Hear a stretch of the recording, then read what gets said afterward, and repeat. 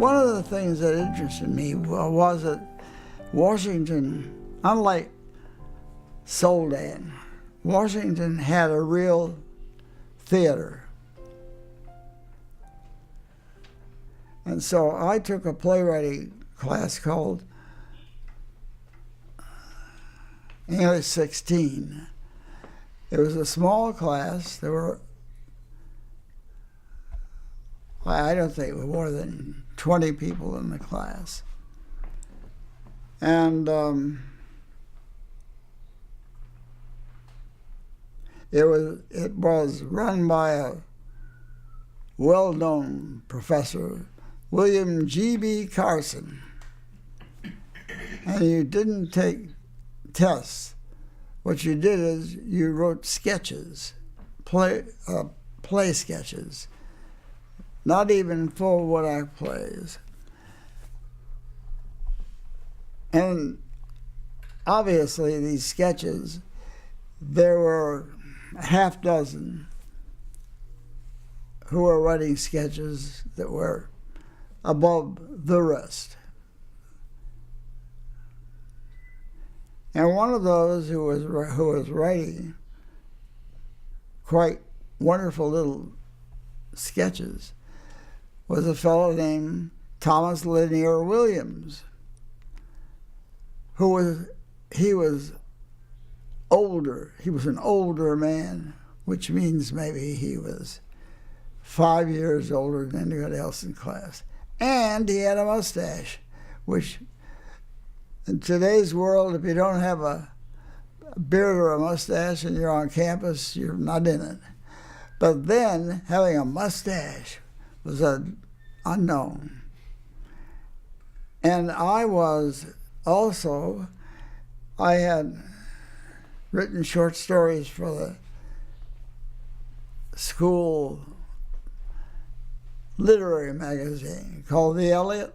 And he would often, and I became the editor of it, and he would often send his cousin with poems that he would write, besides his play sketches. And we published them in the Elliots. And I don't know whether anybody ever saw these poems.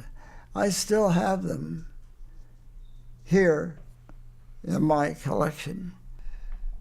But he was writing sketches for the class that were about his mother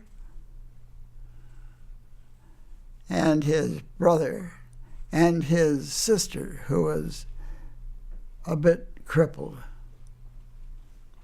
And they were very tender, very effective. So as a final exam, you didn't do an exam. You had to write a full-length play. So, and the best three plays, they would all be judged by the drama critic of the Post-Dispatch and the Globe Democrat and something else. And the top three that they selected would be produced on the stage.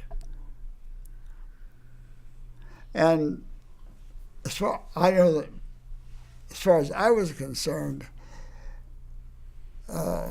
Tom was going to win the number one because of the